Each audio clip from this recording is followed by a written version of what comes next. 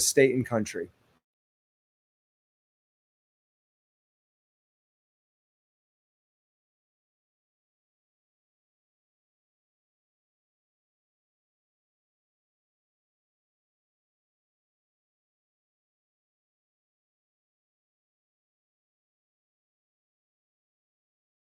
When it comes to these things, like, how can you think that these things are empowering our state or empowering America or bringing us closer to unity as a state and as a country in the first place? I agree. It's tough to understand exactly where the thinking is coming from on all this stuff. The scenario of trying to protect the health of the state, that ship has long sailed, I believe. I think that there's an agenda that's been exposed, and it's far from wanting to just protect the state. So it's hard for people like us, but the seed of an equivalent benefit through the adversity, if you will, is so many people getting involved in saying things like, I've never been really involved with politics, but politics got involved with me. We see a very large impact in a very negative way on a lot of people. And you talk about unity, and I agree. There needs to be a direction towards unity, but that unity can only be geared towards American values. This is the greatest country in the world, and we have our Constitution, which is our supreme law of the land, and we have American values: freedom, hope, love, and prosperity, the American dream, why people come to America and want to be able to experience things that is a life worth living where they can thrive. And so that unity only comes behind those values: life, liberty, and the pursuit of happiness. You don't try to pull everybody on the left over to the right. You don't try to pull everybody on the right over to the left. We need to find a way to unite behind American values. And if we can't sit at the same table and share back and forth dialogue to be able to make things better for everybody, we don't find unity. We don't find unity by pointing the finger at each other. We don't find unity by censoring each other. That's not the direction that we need to be going. So we need to be speaking the language of American values if we want to find unity and a prosperous future for our state and country. Absolutely, and that's the thing too is I may not agree with what you have to say about anything that may be the subject matter. It could be a social issue, it could be something about race, religion, sex, whatever the case may be. I may not agree with what you have to say, but I will always defend your right to say it, and I'll always be open to what you're trying to tell me as long as it's factually based.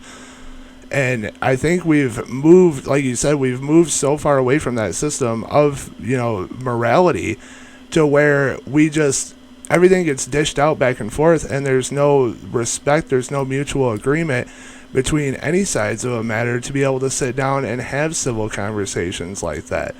And I think what we're doing, because with me being a member of the U.S. Taxpayers Party and with Ryan here being a member of the Republican Party, that's exactly what we're trying to do here. Is we're trying to show people that you don't have to be a part of the same party to sit down and have conversations of how to make situations better for everybody, for our citizens. You don't have to agree on every single thing. You just have to find out the best reasoning and the best way to solve the problem that's at hand currently.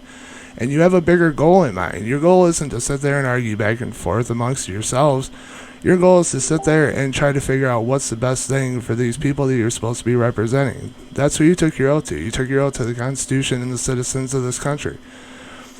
And we have far too many people that aren't upholding their oath. They're just there to sit in careers and to line their pockets.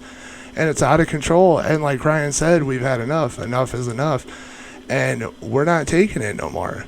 And it takes people like us to stand up and lead people and tell people, like I tell people all the time, your voice is so much stronger than you think. You are so much stronger than you think. There's a reason why the first three words of that document say "we the people." Because we have the power in this country. We have to give them the consent to govern us. We have to give those people that we write in, that we mark on those ballots every year, we have to give them the consent to govern us. If we don't give them the consent, they have no more power. They can't play no more games. They're done. Their career is done. Really does rest in the hands of the people, and that includes people being involved, right? Yes. And we need to look at it from that capacity as well. And not everybody is going to run for office. Not everybody is going to be involved, whether it's volunteering or something else in a large way or many hours. But everybody can do a little bit of a part. And there's things like precinct delegates that are extremely important because you have the opportunity to, at the base local level, be involved with choosing leadership directions, which is very important, and being able to affect things at the township and county level is extremely important. The school board is extremely important. That's one thing that I think overlooked by many people, Yes. and it's so important to be involved in the local Yes. school levels because what happens at the school, the education of our children is going to impact the future generations and the outcome of our country. And they need to be taught certain things, such as the Constitution limits the power of the federal and state governments, and it lays out the unalienable God given rights. We need our children to know and understand these things. That way, in the future, they're more aware of when freedom might be put in jeopardy, or if there's overreach that's happening. They're more educated on how to best defend, I guess you could say, in a lot of ways, from some sort of a violation of those rights. But they need to understand those in order for them to be able to have knowledge on all of that. It's important that we get back to those basics in our education system. Yeah, absolutely. And just a few years ago, I always tell people about this story because just a few years ago, my nephew actually brought home a worksheet from school. And one of the questions on there was they were learning about the Revolutionary War and 1776 up till about 1791 is the uh, area and time that they were covering. And one of the questions was, why was the Loyalist better than the Patriots? And there was no follow-up question. There was no rebuttal to it. There was no both sides of the situation. That was just the question, was why were the Loyalists better than the Patriots? And I was like, because even then, with my political analyst research, I looked into this company that made these worksheets and they made these school books for my nephew's classroom, and they've been in business since the 1970s. So that means that material like this and things like this have been pushed through our school system since at least the 1970s. Maybe not as a huge whole, but at least just by this company. If you go to their website and take a look back through the things that they've printed over time, it's just unbelievable. I can't believe some of the things that are directly in our kids' textbooks and workbooks and worksheets nowadays that is just completely un-American, and some to the extent of, like right now with critical race theory being in schools and being taught in school, that's completely racist in itself. And I don't understand why people don't get these things. And like you said, that's what ends up. Our children get taught these things while they're in school and when they go to college. And then they come out into the world, and then they have this idealistic of, at least nowadays, everything is mine. Give me. You owe me this. And if you don't, then you're a bigot, or you're a racist, or you're a sexist. And like I said before, for all these things, especially when they come to fruition from our children being in school, I've never been able to wrap my head around why people think. I always ask people, why do you think our country should move in this direction? Because with where we're at, with our United States Constitution, we have a good moral foundation with what our founding fathers set up and put in place. So if you think this system is so good and you think all these are so right and righteous, then what's the system? Because you can't just throw all these things in there. Right now, they're politically correct. If you wanted to make them actually correct for our system and in our situation, you would have to create a new system. And you would still have to run the same system of checks and balances and everything for it to work. Would you be able to do that? And if you answer no, then why are you trying to challenge the men that did it for us in the first place? Mhm. Yeah, great points. Really, we are seeing, the very thing you're talking about, trying to move America in a different direction, away from its founding principles. And so we really have that time period right now. And I tell this story a lot when I speak in front of groups, that 50 years from now, there's going to be a story that's told about today. 50 years from now, the year's 2070, right? We're going to have one of two stories. And that story is going to be that in 2020, all the things that happened that we've all experienced, and the two directions were A, people stood up and said, hey, we're going to make sure America stays America.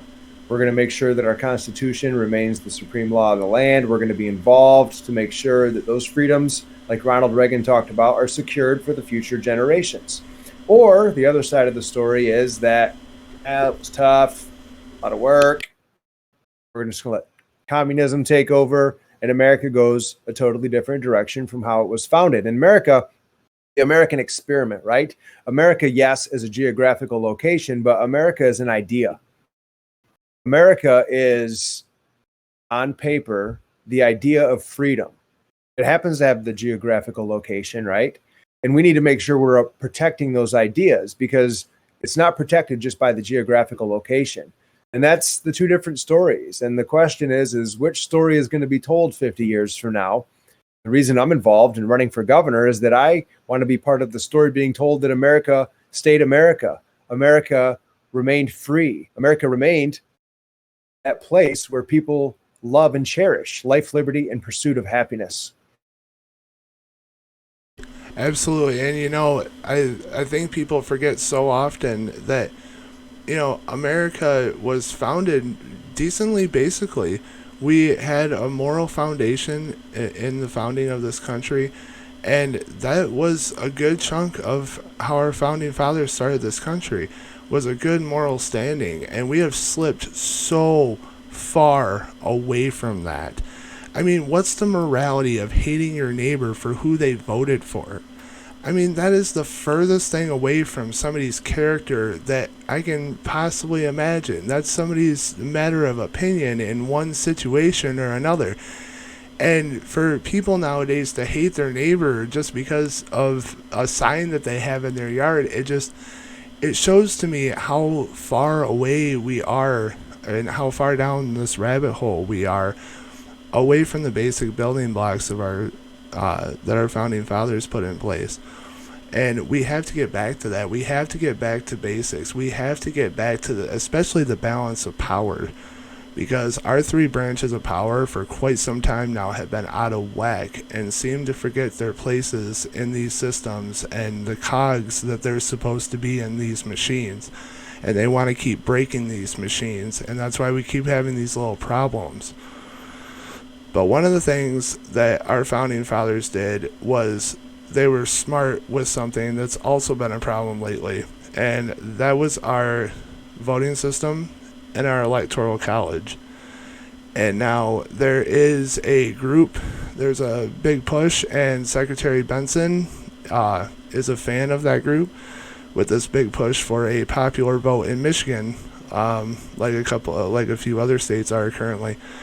And we might get into another episode about the Electoral College and why it exists and why it's important, especially for people in rural areas, why the Electoral College is so important.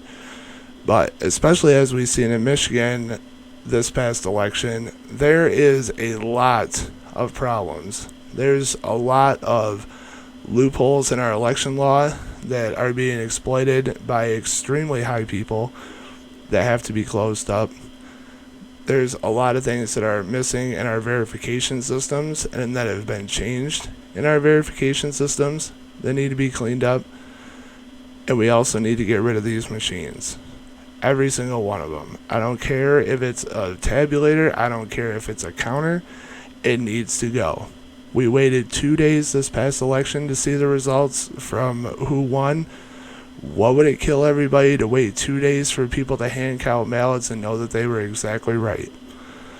Now, me and Ryan haven't gotten to talk a lot on this matter, so I'm actually very interested in his platform and his viewpoints on this matter.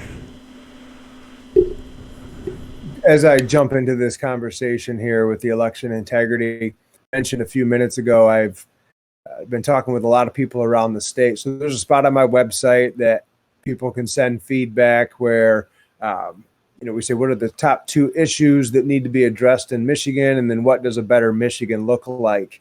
I've got so much feedback. I mean, hundreds and hundreds of people have submitted information, and I've called back so many people personally to talk to them, and I still have a long list of people to call. I've got so much authentic feedback and good, well thought out answers. And one of the common threads is election integrity through this communication that I've had. And that's from the UP, east side, west side, south side, north side, everywhere. People, they want to know moving forward, are we going to have confidence in our elections?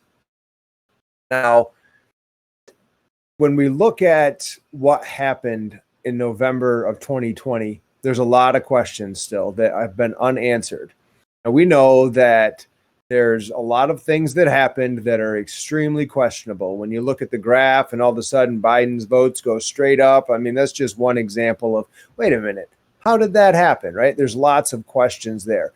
And election confidence is a very nonpartisan thing, because we should all be able to have at the end of an election the confidence to say, hey, look, maybe, my gal won, my guy lost, whatever it was, feel confident in the results. So like you said, a hand count of the ballots, whatever that is. As I look at my policy, as I roll out for my governor race here, and I'm actually going to be rolling this out soon, Michigan First policy, right? We've seen the America First policy that has been rolled out here recently, focusing on America First. We look at, in Michigan here, Michigan First policy, making sure that the things that we do, put Michigan first, and that gives Michigan confidence in every part of the state. Election integrity is a huge piece of that. What does it look like as far as whether it is banning the electronic tabulators, requiring voter ID? Super disrespectful to say that Black people aren't smart enough to get IDs. I mean, this is the things that they bring up in defense of this, right? Super disrespectful. And that comes from the federal government as well. And so, there was enough on the election in 2020 that left us all with massive action taken to want to fix the election system. Now, I was just at an election integrity conference that was a 2-day conference and learned a lot. There was a lot of great information provided. There's a lot of action steps that were provided, and there is a lot of great people that are involved. And that includes continuing to look at the 2020 election, because there's still plenty that needs to be uncovered and be able to understand. And it's ironic when we look back that the 4 years from 2016 to this election here that we just had, the Democrats were Russian interference. There was this happening, that happening. Trump colluded. The election was in 2016, rigged or whatever. And then when 2020 happens, it was the best election that we've ever seen, and there was no issues. When, I mean, there's video proof that people were being blocked, not allowed in, the ballot showing up early in the morning. So lots of questions that we need to get figured out and put things in place that are going to give people confidence moving forward that the election is handled properly with integrity, and they have confidence when it's done. So as Michigan's next governor, I want to make sure that we're putting things in place that are going to, moving forward, give confidence to every Michigan voter that things are handled appropriately and have confidence at the end of every election. So that's definitely a priority of me and many other people. And it's going to involve all of us, guys. the days, and I'm guilty of this too, the days of sitting at home with your popcorn or whatever and waiting the outcome of the election of who's going to win, who's going to lose. We can't do that anymore. We need to be much more involved, whether it's poll watching, poll challenging, being involved in some sort of capacity to hold the election accountable. It's really up to us. It's not up to other people to do it. It's up to us to go back to the words like we talked a minute ago, Ethan, we the people, right? So if you want the results that you expect and from your government, you have to be part of that process. So election integrity is no different. It's time for people to be involved, to hold it accountable, and to be part of the change that you want to see. Yes, exactly. We have the power. It's like like we were just saying, the first three words of that document are "we the people," and there's all the reasons in the world for that. And when it comes to our elections and election integrity, is everybody has to realize that these people only have these seats because of us. We cared, and I run into this all the time, is you see the lack of enthusiasm, especially right now, with everybody that is so patriotic feeling so defeated. And I tell them, you got to pick yourself back up. We're not done with this. We're not out of this fight yet. We have to go harder. We have to, and like we were saying earlier, we have to have a bigger presence. The other side has, and a lot of it being violent presence. The other side has such a presence, and they're so prominent, whether it be bad or good. Their message is still getting out there, and it's reaching more people than our side is with our conservative message about how our country is supposed to be. And when you have people shouting racist at our founding fathers, and then when you have people saying, oh, we'll give you all kinds of free stuff, you'll have this for free and this for free and this for free, that's how elections get swayed in the first place. And when the media wants to plaster that all over their screens and hound on one candidate and not the other, and they want to have their bias depending on what channel it is, all channels are guilty of it except for a select few, OANN, Newsmax, channels to that nature that don't try to put the bias in there, but everybody's guilty of it.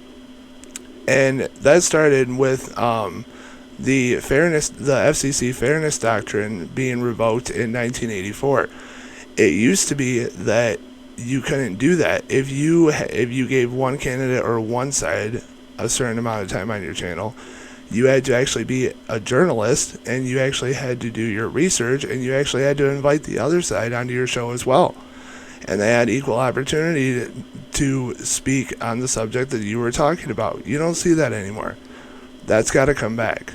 That definitely has to come back, because that's what we ingest all the time on a constant basis. That nobody ever, people think about it, they think about the big media, they think about what we get pushed, but people don't realize that can be stopped, that can be reversed. Secondly, when it comes to our election integrity and how our elections are handled, things like this, like I just spoke on the other night, with Secretary Benson being prosecuted for violating the Administrative Procedures Act, for not going through the legislative branch to try to push things to clerks on verifying absentee ballot signatures. Things like this can never be allowed to happen. And if they are, these people need to serve jail time. If me or you were to do something like this, if me or you were to try to push something like this or do something like this, we'd be spending time in prison. Me, Ryan, you guys watching this, we would be sitting in prison. And the fact that our Attorney General Dana Nessel as well is not upholding her oath and holding Secretary Benson accountable for these things in our past election is absolutely cannot stand. Cannot stand. We cannot have a trio system like this that's not holding our elected officials accountable. Where are we supposed to go? Where are we supposed to go when it comes to our elections when nobody's on our side, not even our own Attorney General of our state? Because I know I sent her a letter with all of this evidence about 4 months ago, and I never got a reply back. So I know that they don't care. I know that they don't care when stuff like this is right in front of them. but we put them there. We have the power to take them out. We have the power to vote them out of those seats. And we have to do it this coming election and the elections coming after. We have to do our own research. We have to be on our toes. And like Ryan said earlier, we have to be out there. Because if we're not out there, we're guaranteed to lose. It's just like this past election. They'll lie and they'll cheat, steal, and cover up. And when we turn around and want to know if it's a fair fight, it gets called foul. It's kind of like a boxing match. At the end of a boxing match, if you felt, this is the example I use with people all the time. At the end of a boxing match, if you felt like a fighter had brass knuckles on the inside of his gloves, would it be so much to take the gloves off and take a check? Would it be so much to have him take his gloves off and take a peek? Just like right now with going back to investigating stuff with the 2020 election, that's a base point. That's a base point. It doesn't. It matters what's found there, but the important part of investigating the 2020 election is because that's your base point. Because if you can find out what happened in there, then there's things you can fix, in addition to things that you can catch. So if you don't, it's just like everything else is being erased from our history. If you don't go back to those things, we're never going to be able to progress. We're never going to be able to learn from these mistakes. If they were mistakes, if all these things across all these states and all these counties, including our own, were a bunch of mistakes, then yet again, why are we not? What's the problem with revisiting? What's the problem with revisiting and figuring out what the problems were so that we can fix them in the future, so that nobody questions the 2022 or 2024 election or future on? That's it. That's what we're looking for. That was the question that we asked. And we did audits, we recounted. You can't have the same person that did the suspicious stuff in the beginning recount it again a second time.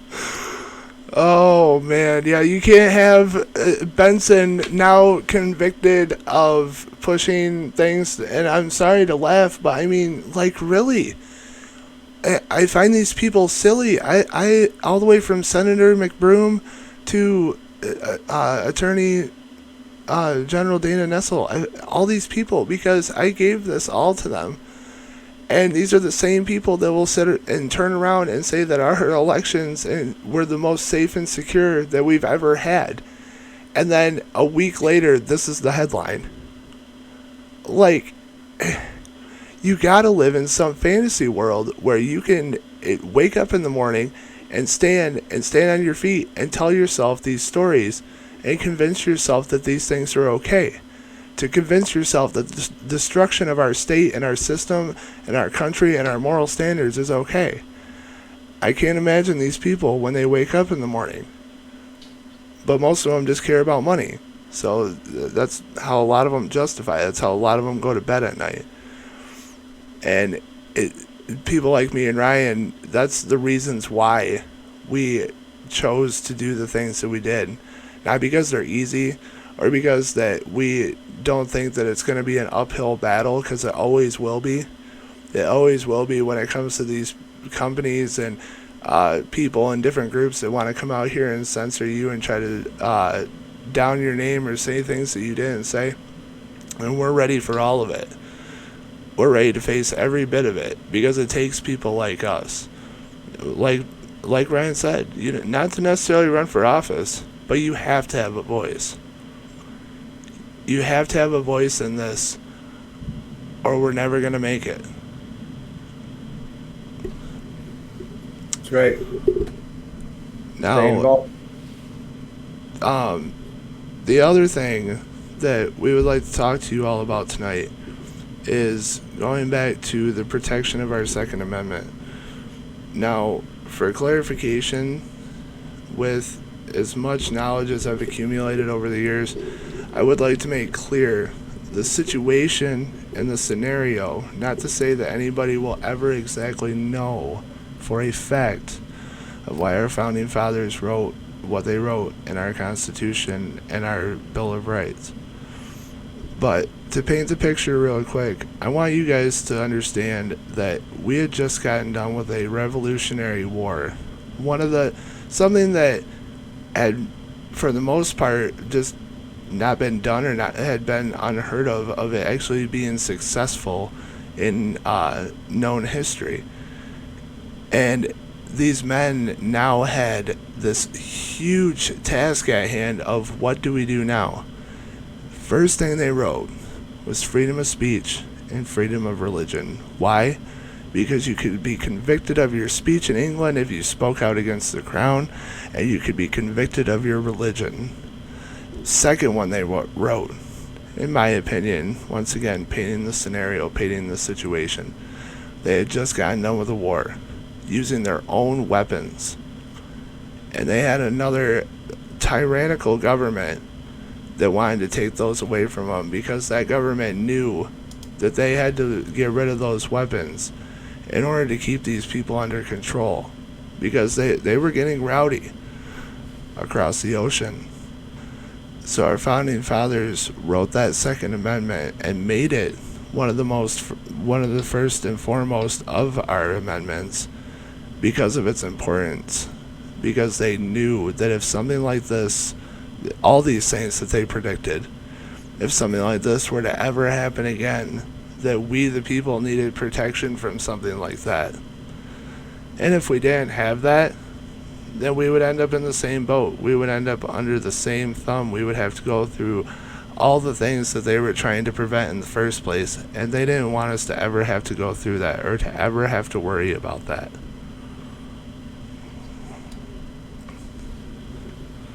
It's interesting when we look back on history, right? There's been years and years and years of recorded history, and most of what we've seen has been some sort of a monarchy for the most part.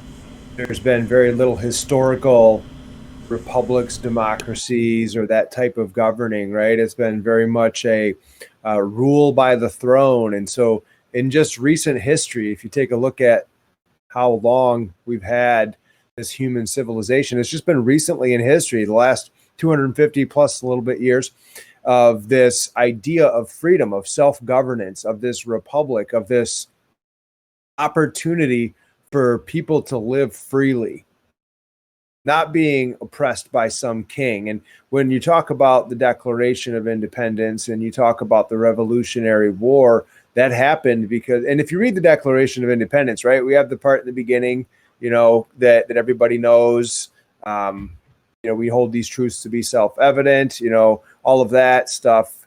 But really the second part, when they talk about the things they experienced and the repeated injuries from the king, when they begged the king for freedom, opportunity for legislature to be part of the conversation, to not be taxed. I mean, there's just lists of so many things that they experienced where they finally said, look, we're willing to lay down our lives in defense of all of these things, because they were just utterly disrespected over and over and over again from the King of England. And so that's a big part of the Declaration of Independence that people don't talk about, right? Is that list of things. And interesting enough, we see some of those same type of things that happened over the last 12 months here in America. And yes, that was revolutionary, what the idea they had for human civilization was. And so this new experiment of America, of free thinking, of self-governance, of the opportunity to create whatever life you want to create for yourself, to be able to speak out against your government, to say, hey, I don't like that. I don't think that's a good idea, right? Because that's also part of the First Amendment, right? To be able to redress your government. If you have grievances, you can say, I don't like that, right? You can go to them and you can say, hey, look, we need to do things differently. And that right is retained by us in the First Amendment. That's huge. That's not been done before in history. So right. America is an amazing place. America is revolutionary in the ideas of freedom that it has. And the founders knew, when we talk about the Second Amendment, the founders knew that the same type of people that was the King of England and the nobles of the past and that type of governance, which is still around today, right? This is not, it didn't go away with America. There's still many places that are ruled by kings. I mean, look at the CCP. That type of government right there. It's nothing like what we have here, right? The CCP has complete control and rule over their people, and so it's really a very young idea, and it will never ever be outdated. It has never been outdated. Freedom to the people that live in this country, and so it's amazing to see what's happening, and it's a big responsibility to protect that as well. And the Second Amendment was wrote because they knew the ideas of the types of people that wanted to rule, and gave the people a way to protect themselves by shall not be infringed, right? The right of the people to keep and bear arms shall not be infringed. Those are very powerful words. Yeah, exactly, and they absolutely are. And it's apparent, with our democracy, that it takes a specific kind of people. It takes a specific kind of setup. Because I mean, if you look back through all of our wars over the years, how many times have we tried setting up democracies in other countries just to have them fail? Because some countries, especially with a moral grounding, with a moral standing, the Judeo-Christian standing that our country is based off of, a lot of countries that they go into and try to establish a democracy or a constitutional republic, it just doesn't work because they don't have that very foundation that our founding fathers had in the first place. And I think for a lot of years, I ask myself sometimes, are we the experiment or are we the gold standard? Because in the world, on the world stage, everybody always looks to, well, not as much anymore, which that needs to change back also. But everybody always looks to America. What's America doing? What's America's standard? What's America think about it? So I'm always torn between, or are we both? Are we still the great experiment, or are we the gold standard that We're both. that everybody strives to be? And I still fight with that a lot in my head, because, like I said, it doesn't work. It hasn't truly worked anywhere else throughout history, and there's got to be a downright reason for that. And as I've looked all the way back to ancient Greece, when democracies were first envisioned, the thing that I've always found is that moral standing, that Judeo-Christian groundwork being set in place in the very first place, and being the basis for everything that we have in this country. So I think that plays a very big role in it, and that goes along with the Second Amendment, is being able to, thou shalt not kill, and that goes along with being able to protect you and yours, because it doesn't matter if the guy that's coming in your house has another gun or has a knife or has a bat, or bad people are always going to find a way to do bad things. It doesn't matter if it's a hammer. If it's at their disposal, that's what they're going to do. Now, when you talk about multiple shots and things to that nature, we've moved from fully automatic weapons to semi-automatic weapons. To There's a difference between a semi-automatic rifle and a automatic handgun, and now we're talking about magazine capacities. So it just seems to me like they not only are trying to grasp at anything they're able to or try to be able to, but on the flip side of that, they have absolutely no idea what they're talking about. They have they have a knife and they stab in the dark and they go, will this trigger people? Will this trigger people? Will this trigger people? And once they hit that nerve, that's what they stick with. The last one was bump stocks. That was the last one. It was a big thing that not a lot of people, especially people that are gun owners, didn't know much about. And they were like, oh, it's tactical. It makes less recoil so you can get more shots off more rapidly. And, and it got pushed through. But it's things like that, it's what's going to be next? Is it going to be a, magnified scope, like 3 times zoom scope? Is that going to be considered in Joe Biden's words, tactical. And are those going to be next? Are those going to disappear from our firearms? The point is, my point is that all these little things, it's just a little bit here, it's just a little bit there. But when you wake up and you turn the page over and you realize that there's nothing left, it's going to be too late. And that comes back to us saying that everybody has to make sure that their voices are heard. And not just in this next election, not just in 2022 and 2024. If we don't stand up, people used to riot in the streets back in colonial days if their governments didn't answer to them. Do we consider that barbaric and stuff to that nature? Nowadays, yes, we do. We know that there's right and wrong ways to handle things. But it also seems like we're forgetting that we have rights such as the Second Amendment and that they're being faded away. They're being pulled away from us. And we're just hanging on to them. This stuff's been in the works for years. It's just now came to light. This isn't just a process that could be implemented. These voting restrictions and the taking away of our Second Amendment, especially to unarm us, this has been a work in progress for quite some time. And now it's here. Now it's real. It's really real. And it takes everybody to stand up and tell them that we're not going to do this anymore. That you're not going to take our rights away from us anymore. You're not going to take away the ability for me to protect me and my family if something ever were to happen. Not saying that my government ever would do something that atrocious. But that's not the point of it. It's for if one day, 50 years from now, somebody truly is evil. Somebody it really is out to make America the worst place in the world. That's what it's there for, is to protect us against somebody like that. It may not be you. That very well might be true. But we can't predict the future. And that has to stay there for those reasons. Mm-hmm. That's why it was made the way that it was. Exactly. When I'm elected governor, I want to see us be more in alignment with the Second Amendment. I believe that Michigan should be, and we shouldn't even have to say this really, making Michigan a 2A sanctuary state. I know there's many states across the U.S. right now that are doing that.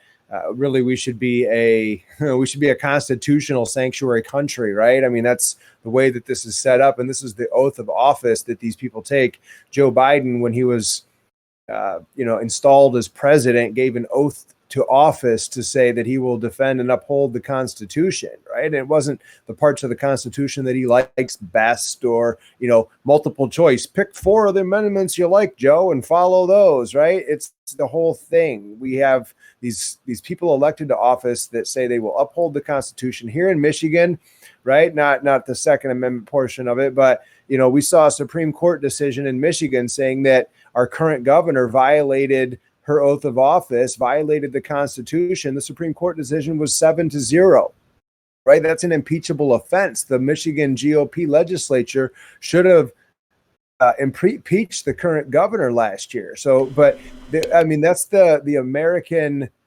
Constitution is written, and these people elected to office take the oath of office to uphold the entire Constitution. So when I'm elected governor, I want to see that in Michigan here, we're respecting our Second Amendment. I don't think that we should have to have, people call it constitutional carry, right? I don't think that we should have to have a CPL in order to conceal carry or carry at all. It's a constitutional right. And I'd like to see that happen here in Michigan. I'd like to see us protect under the 10th Amendment our right to keep and bear arms. The Michigan Constitution also has one of the sections talking about the right to keep a firearm to defend yourself and to defend the state. And so we need to respect that here. And when we see these infringements, the states need to take individual action under the 10th Amendment, because we are a sovereign state, part of the United States, right? We're a United States. The states are sovereign, right? The federal government has the job to protect our borders, right? And how's that going right now when we look down at the border in Texas, right? Great job, Joe. Protect the border. That's the job of the federal government, to protect our borders. And the states can handle the things that the states need to do as sovereign states. So Anyways, we got a lot of work to do, and it's a very exciting future ahead of all of us. And we have a lot of good people involved that are going to bring some of these things together. So, the patriots that love this country, that love America moving forward, we need to stay united and we need to make sure that we keep, heading in the direction of the American values so that the story 50 years from now is that people stood up and said, we're going to protect the freedoms, we're going to protect the Constitution, and we're going to make the next generation able to enjoy the blessings of liberty like so many generations have in the past here in this great country of America. Absolutely. I mean, I could not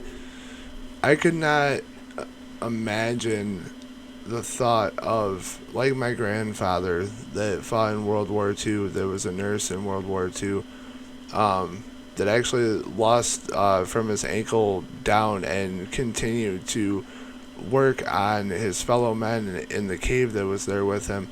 I could not imagine. That's why part of the reason why I took my stance is because I could not imagine of the sacrifices that people like that gave for the notion and the belief that our country is free and shall always remain free, and that it should never waver from the foundation that our founding fathers put in place. I couldn't imagine the thoughts that they would have of me if I continued to let things like this happen, because I've watched in the background for almost half of my life now, and it was time. This is our time. And especially like right now, when, once again, I'm a member of the U.S. Taxpayers Party of Michigan, and we do not have a conservative Republican candidate. Not that I mind. I don't mind being a two candidate race, but the question I have is, where is your backbone?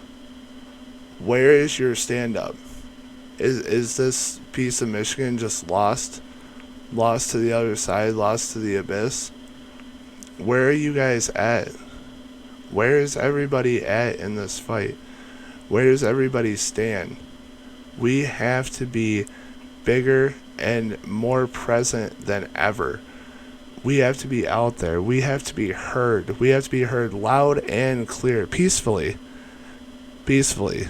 We do not ever want to be like the other side. That is not how we ever get things accomplished. But we do have to make sure that they stand up and take notice. In a sense, not referencing January 6th, but in a sense, they should be scared. Because their lives are about to change, and they don't even know it. They awoke something in us, in this nation, with this last election, and over these last few decades, they awoke something in us that made us finally stand up and say that we're not going to do this anymore. We're not going to just let you twist and turn and pull and manipulate our lives. The middle class, people like us, people like me and Ryan here, and the people that I have that always are watching my show, to inform you guys of all this, because we really do care about you. We are you. We go through these things all the time, every day, day in and day out. We work right there with you. We stand right there with you. We see the same things that you see, and we completely agree with you. And we're here to help it stop. Because, like Ryan said, the fact that we even have to have these sanctuary states, which we're about to go to a video here in a second, and Ryan will be able to comment a little bit more about the status of Michigan once he becomes governor. We're not going to say if, we're going to say when he takes that seat from Gretchen Whitmer in 2022. We are, it should not even be a debate of quote unquote Second Amendment sanctuaries in our country. Does anybody realize how close we are to being back to being a federation instead of a republic? States have so much varying different laws from each other now regarding diseases, recreational things that you can do. Now the Second Amendment. We are so close to being back to a federation, which is what we were originally before we were a constitutional republic. We were the Federation of America, the United Federation of America, not the United States of America. to where it's a bunch of strong state governments and a loose central government, which sounds good in theory, but it's really not. That's why it was changed. And we're heading back there, and that's not the direction that we want to go. Yes, we want our central government to have a little less power than they currently do. That's getting back to the three basic branches of government. But we also don't want to be on the doorstep of a federation again. Because when you have a federation, everything starts to fall apart. You have different economies, you have different money systems. That's why, like we were saying before, we need to stand strong as a nation with our Declaration of Independence, with our Constitution, with our Bill of Rights. Those are our greatest weapons. People can throw Molotovs, people can burn buildings, people can do anything they want, but you know what? At the end of the day, you know what we have on our side? Those three historical documents.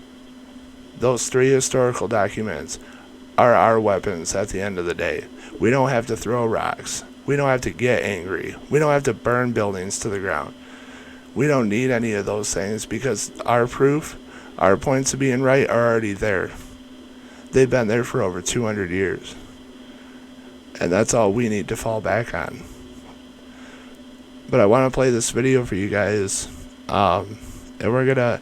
I'm pretty sure I already know the answer, but we're going to ask Ryan if Michigan's going to stay the way that it shows on this map here in a second. Many gun rights advocates fear a new attack on the Second Amendment with the new government in Washington. Some are taking a page from their liberal opponents and applying it to the gun issue. National correspondent William Lajeunesse tonight from Los Angeles on the concept of Second Amendment sanctuaries. Won't stop until we beat the NRA.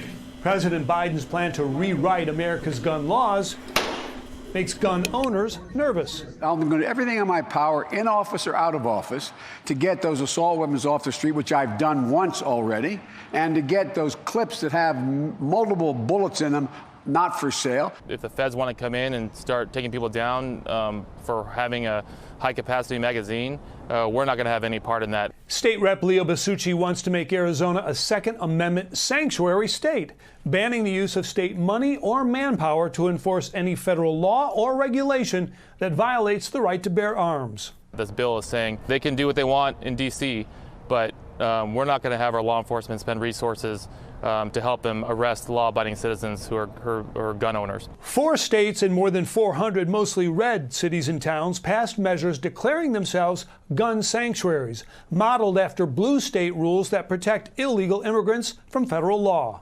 There is no substance behind this. It's theater. It's spectacle. While opponents call gun sanctuary laws symbolic, they do fear their effect. It is anti-American and deeply troubling that anyone would run for office and push something like this. They're denying support for citizens in their state who are impacted by gun violence. Gun advocates fear local police will be enlisted to enforce a national gun registry, confiscate guns, and limit the sale of ammunition. Opponents say courts, not states, define the Second Amendment, but some fear Biden will issue rules and regs bypassing gun protections. Last week, Governor Abbott said he supports making Texas a Second Amendment sanctuary state. Brett? Now, according to that map, for the most part, Michigan seems to be yellowed. And like I said, I'm assuming I already know the answer to this, but when it comes to Second Amendment sanctuaries, if Joe Biden continues going the route that he intends to go, how do you think Michigan's going to look come 2022 and after, Ryan? After I'm elected, I guess the volume was a little low on that. So what was the yellow states? The yellow states being the Second Amendment sanctuary states. Oh, yes. We'll go that direction with Michigan. That's perfect. And like we said, it's sad that we even have to have that conversation. But we also want you guys to know, always straight down the middle, what the information is. Another question that I'd like to cover as a side note is I get asked often why I have so many right-leaning media sources on my lives and on my posts. And I would like to address that really quick in saying that I try to find MSNBC, I try to find NBC, I try to find CNN. I try to get sources from as many directions as possible for you guys, but I can never find any. And it's simply because they don't want to report on the state of our nation anymore. All the media hype is gone. All the Orange Man bad is all gone. It's not profitable anymore, and that's why you only have a select few media outlets anymore that want to tell you the situations of what's going on in our country, because their fan base or the people that watch them, they still care about what's going on in our country. They still want to be pro-American. They still want to put our country and with our situation, our state first. So just so that everybody knows, I really do try for you guys to get sources from both sides of the aisle, from both sides of the argument. But a lot of the times, unfortunately, I'm just not able to. But with that being said, I would like to encourage everybody to go and check out Ryan's website. And the name of that website would be, Ryan? Ryan, is there a comment section here? Can we drop it in the comments? I don't know if I can write a comment on here, but either way, it's Ryan, RYAND, Kelley, KELLEY.com, RyanDKelley.com. You can see the different things that we're going to be focusing on, priorities. You can see some of the values that I have, and you can learn a little bit more about me on the website. You can send me a message on there. You can financially contribute to the campaign. If you're financially able to contribute any amount, it's going to be extremely helpful moving forward here to be able to continue to finance the campaign. And soon we're going to be rolling out with our Michigan First policy, where people are going to be able to understand exactly as governor the things that I'm going to be working on. And I'm super excited to launch that website as well. That's going to be coming up here in the very near future. And yeah, that's a great start for us right there. And lots more information to come and a lot more work for us all to do in order to get America back on track.